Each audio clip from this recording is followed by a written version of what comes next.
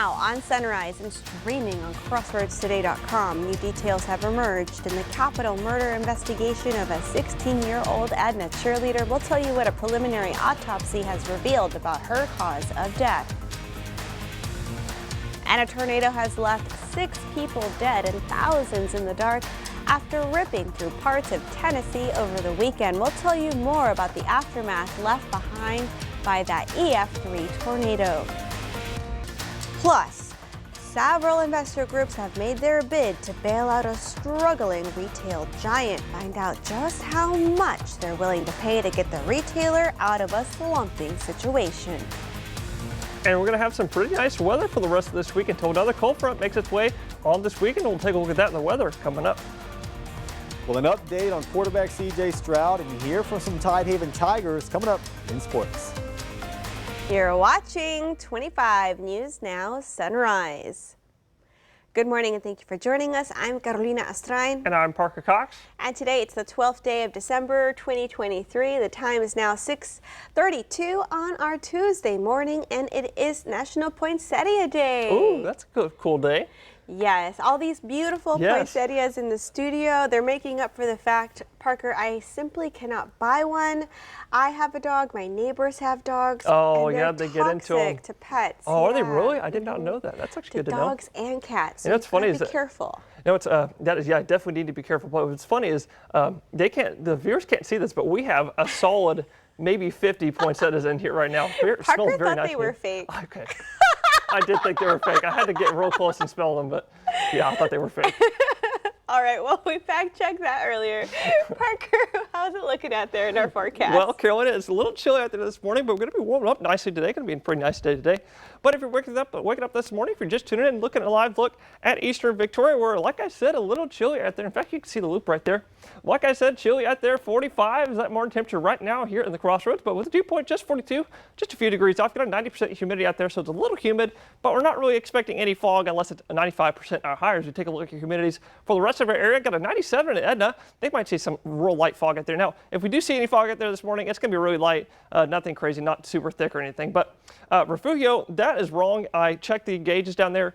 They're at about like an 87, 89% humidity. But Ganado, they're at 96. Wharton, you're also 96, so you might see some real thin fog out there. But the good news is that fog, if there is any, it'll be out of the area by sunrise this morning, about 7:38 a.m.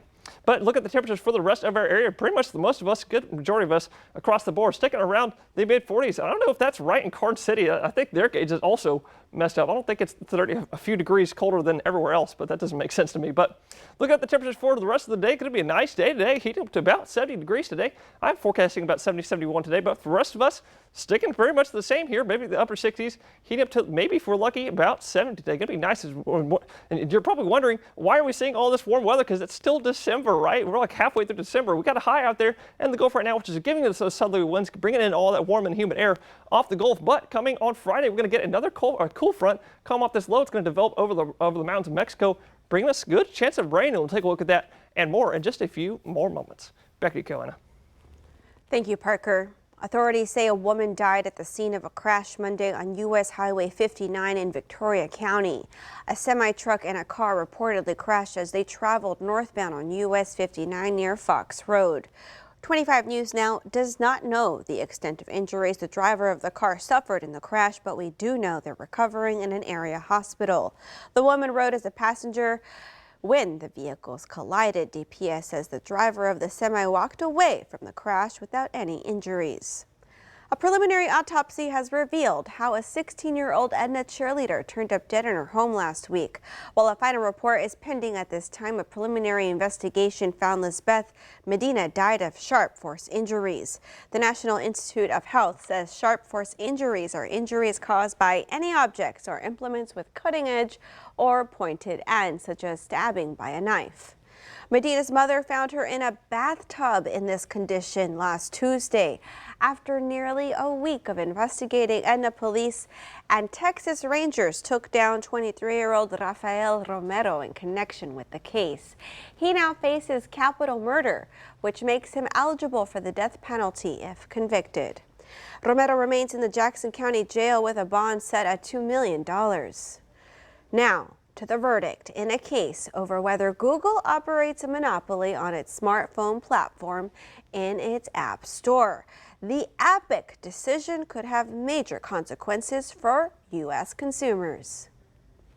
This morning, a federal jury has found Google guilty of violating antitrust laws on its Android operating system. This decision is the first major courtroom victory for regulators and, sort of rivals that have been complaining for years that Apple, Google, Microsoft, other big tech companies are illegal monopolists. The case was brought by video game maker Epic Games, which sued Google in 2020 after the tech giant delisted Epic's hit game Fortnite from its app store, Google Play. Google removed the game because it allowed players to make in-app purchases directly from Epic, bypassing the fee Google typically charges. But a jury yesterday sided with Epic on all counts. The jury found that Google broke antitrust laws by restricting the ability of app developers, wireless carriers, device makers to freely promote alternatives to Google Play and to Google's billing tools. Epic CEO writing victory over Google and free Fortnite. In the coming months, a judge will decide whether to order changes to Google's business practices, which could mean big changes for the App Store used by hundreds of millions of people worldwide. One of the big things that could come about here for users is more options in terms of apps at lower prices. But Google is vowing to appeal the verdict, saying the trial made clear that we compete fiercely with Apple and its App Store, as well as app stores on Android devices and gaming consoles. Epic previously lost a similar legal fight against Apple concerning apps on the iPhone due to different business structures. As for Google, the Justice Department and dozens of states are also suing the company, claiming it maintains a monopoly in search and advertising. That case could be decided next year. Andrew Dimbert, ABC News, New York. At least 6 people were killed when a tornado tore through parts of Tennessee over the weekend. Several homes were destroyed and thousands were left in the dark. Crews said it could take weeks to fully restore power. Cars were left tossed on their roofs, and down trees and debris littered the roads. Roofs and walls from multiple buildings were ripped off. Many residents had to be transported to area hospitals. The schools in the area are expected to be closed through today. The National Weather Service says an EF3 tornado moved through the area with winds up to 150 miles per hour and a path 600 yards wide. Some residents say it all happened very fast. Ark House Management and Brigade Capital Management have offered to buy Macy's for $5.8 billion. People familiar with the matter tell sources. Sources say the offer values the retailer at $21 per share. Macy's closed at just over $17 a share on Friday, roughly down 17% since the start of the year. The company's shares were up 15% in pre-market trading on Monday. Macy's has made several efforts to draw customers back to its brick-and-mortar chains. Despite the turnaround efforts, Macy's sales have slumped, declining 7% year over year in the third quarter. Remember, subscribe to our YouTube channel, Crossroads Today. Hit the like button and click the notification bell. The time, let's take a look at the clock. It's 6:39 on our Tuesday morning. Here's a look at what's coming up on 25 News Now Sunrise. Illegal dumping of trash within Victoria County is a problem that keeps getting messy. The Texas Supreme Court has ruled in the case of a Dallas mother seeking an emergency abortion. I'm ABC's Justin Finch with their decision and that mother's next steps. And coming up after the break, we'll take a look at your school bus forecast. We'll take a look at the algae report as well. And coming up later on Sunrise, we'll take a look at your fishing forecast. Well, good morning, Crossroads. If you're waking up this morning, if you're just tuning in, look at a live look at Quare. Look at that sun starting to come up, making that pretty blue sky. They're kind of purple as well, but a little cool this morning out in the Quare area. 44 is that morning temperature out there. I put Gonzales because that's the closest town to Quare that isn't Victoria. But with the dew point of 39, just a few degrees off, got a humidity of 84%. A little humid out there, but not enough to create any fog in the Quare area because you get that about 95% or higher. But if you're sending your kids off to school this morning, it's going to be about 45 as they're heading that door. Might want to pack them a light jacket because it's going to be nice and warm in the afternoon as they're heading back home about 3-4 p.m. 71 is the afternoon high under some partly cloudy sky. It's going to be a nice afternoon today. Well, with that nice weather today, got a little bit of pollen, but nothing crazy. Tree, grass, and ragweed pollen are all low for today. But here at the Crossroads. It could be a nice rest of this week until we get that cold front on Friday, sticking around 70 until that cold front arrives late Friday evening, bringing us right back to the 60s this weekend and next week. But we will have some windy conditions as well as possibly some heavy rain on Friday ahead of that front. And we'll take a look at that and more in just a few more moments. Back to you, Carolina. Thank you, Parker. CJ Stroud in concussion protocol, and here's some young Tigers roar. Sports reporter Zach Brown has more. Well, Tank Dell out for the year. Nico Collins questionable at best as of now, and CJ Stroud officially in concussion protocol. Stroud took a hard hit from Jets D lineman Quentin Williams late in the fourth quarter. He would lay on the ground for a few minutes before finally sitting up and walking off under his own power. He would not return. The Texans currently at 7-6 and are the 8th seed in the AFC, a divisional matchup against Tennessee this Sunday. Davis Mills would be the likely starter if Stroud can't go.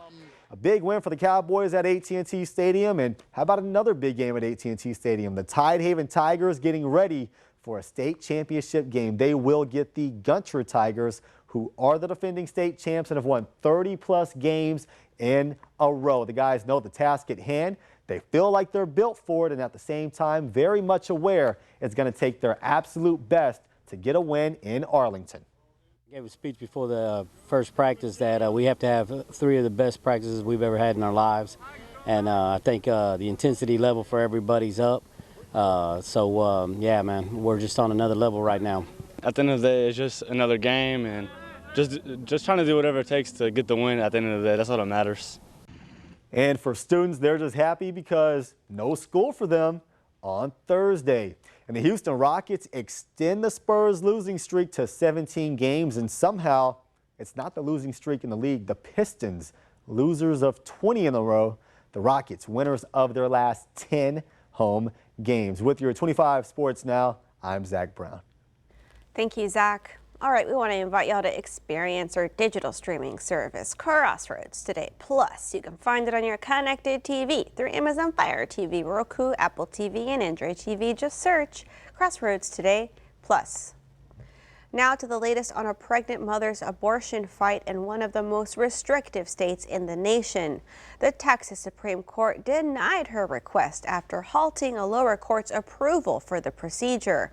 The woman says her fetus faces a condition that has a low survival rate, and doctors warn that continuing the pregnancy could jeopardize her long-term health. A new turn in the case of Dallas mother Kate Cox. The 31-year-old at the center of what's believed to be the first case of a pregnant woman seeking court permission for an abortion since the fall of Roe v. Wade. Cox telling ABC News she thought her emergency abortion request would prevail in Texas. And I could see in this case, surely I would qualify for that exemption. But her exemption never came. Cox's lawyers say she could not wait any longer, announcing she left the state to legally obtain the procedure. We are really focused on getting Ms. Cox the health care that she needs as quickly as possible. Hours after Cox's attorney's announcement, the all-Republican Texas State Supreme Court unanimously denied her abortion Monday, ruling her pregnancy risk didn't meet the state's qualifications, including to prevent major bodily harm or save the life of the mother. This doctor slamming that decision. They clearly want to continue to be able to control people's lives instead of allowing physicians to make the medical decisions that make the best sense for them and their patients. Cox says her doctors told her her fetus's trisomy 18 diagnosis meant little chance for survival. And at more than 20 weeks pregnant, doctors caution continuing to carry could endanger her health and even risk future fertility for the mother of 2. Cox initially granted permission to get an abortion. I am going to grant the temporary restraining order. Then Texas Attorney General Ken Paxton appealed to the Texas Supreme Court, arguing the Cox case didn't meet the medical exception threshold.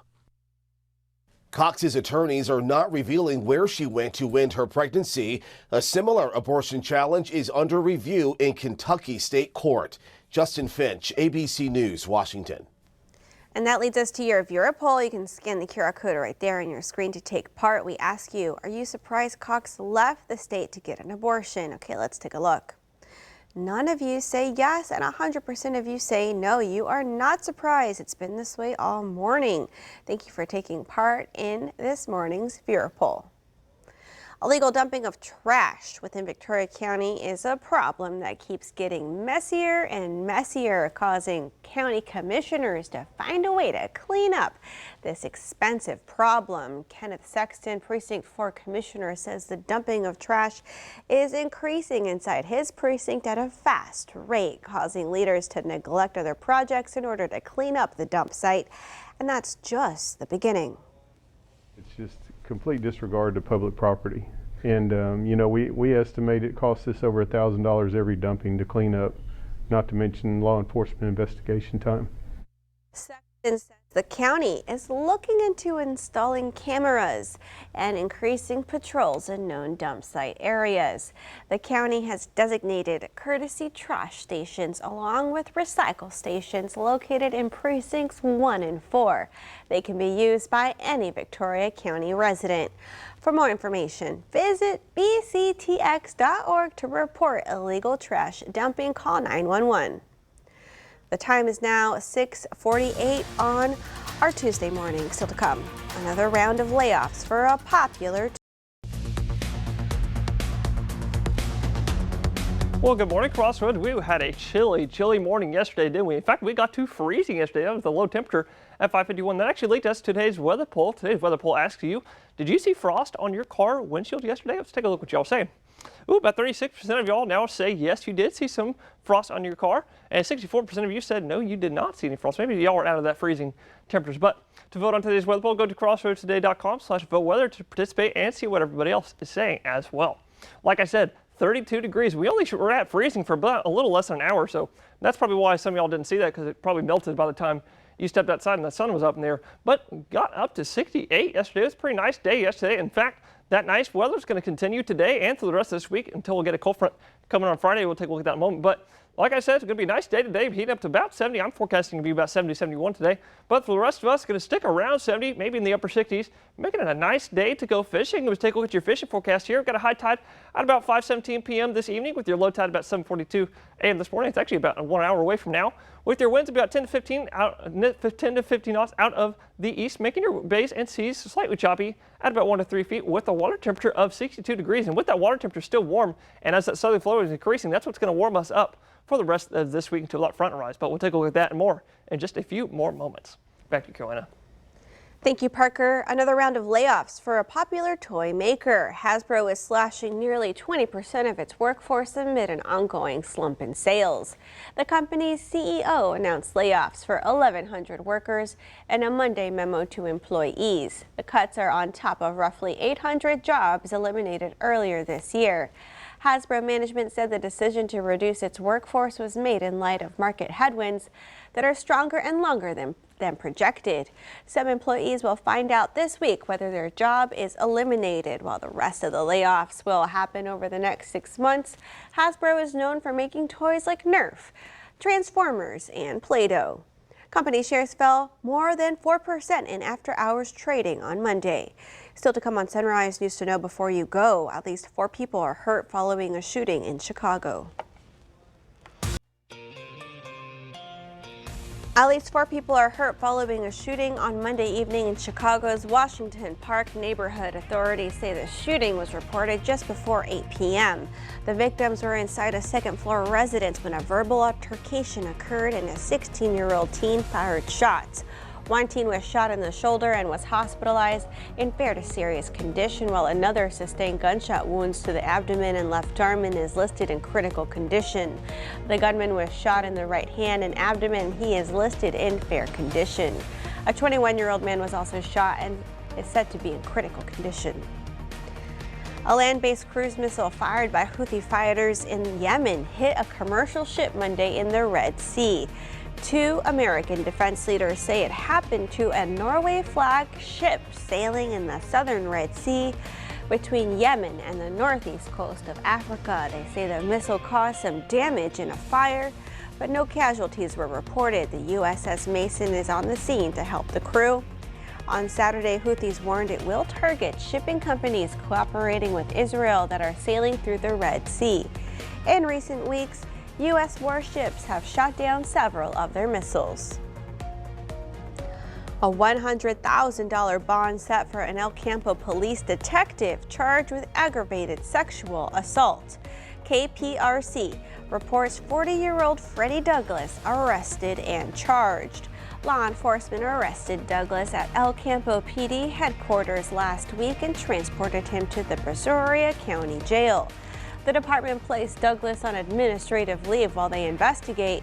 The investigation into the sexual assault started on November 16th after the incident was reported on November the 8th. A Wharton grand jury indicted 2 men accused of stealing religious items from St. Robert's Catholic Church in El Campo in September, and the woman police say helped hide the stolen goods. The El Campo Leader News reports 29-year-old Jose Jaramillo and 44-year-old Thomas Graham were linked to the church theft, as is 61-year-old Sandra Hedges. The grand jury issued 2-count indictments against Jaramillo and Graham, and a single-count indictment was issued against Hedges. The SpaceX launch of a military space plane called X-37B is on hold for now. The launch was supposed to take place Monday night from the Kennedy Space Center in Florida, but a technical issue forced the postponement. SpaceX says it will try to launch the robotic spacecraft today, but delays are still possible. This next launch will mark its 7th experimental mission. The spacecraft debuted in 2018 and has already spent more than 3,700 days in space during its 6 previous missions. The space plane is shrouded in mystery with many of its tasks classified, but the military has revealed some details. It says during the 6th mission, the space plane carried experimental technology designed by the U.S. Navy to convert solar energy and send it back to the ground. And now let's take a look at our forecast with First Warn Storm Team meteorologist Parker Cox. Parker, Thanks, Carolina. Is it going to be another chilly day? Or we're going to warm up. Well, yeah, we'll start out a little chilly out there. You take a live look at eastern Victoria. Look at that sunrise coming up right above those clouds. That could be very, very pretty with that cloud cover right there. But like we were saying, a little chilly out there, 45 here in the crossroads of the dew point, 42. Make it a little humid out there, 90%, but not too bad. Not really seeing any fog out there with that humidity. But let's take a look at what's going on here for the rest of this week and wonder why are we seeing that warm weather. We've got the high out there in the Gulf, which is giving us that southerly flow, warming us up with that warm, humid conditions off the Gulf. But we're going to have a low develop right over the mountains of Mexico coming our way by Friday, giving us a good shot at some heavy rain on Friday with that cold front. Bring us down back to the 60s next week, but for the rest of this week, it's going to stick around 70 degrees for the rest of this week. But as that front rolls through, we are right back in the 60s this weekend and next week. All right, well, let's take a look at our viewer poll one last time. Today, we want to know, are you surprised Kate Cox left the state to get an abortion? Okay, let's take a look. All right, it stayed the same all morning long. 100% of you say no, you are not surprised, and none of you say yes, that you are surprised. Thank you for taking part in our viewer poll. To read more about this story and other coverage, come to our website, crossroadstoday.com. And now, Parker, thank you so much for our forecast. I'm looking forward to it warming up. Oh, yes, it's going to be nice for the rest of the week until that front comes, but it'll be really swell. Yeah, it'll be nice. All right, well, thank you for joining us. Be sure to tune in tonight for 25 News Now at 5, 6, and 10. Don't forget about that gingerbread house.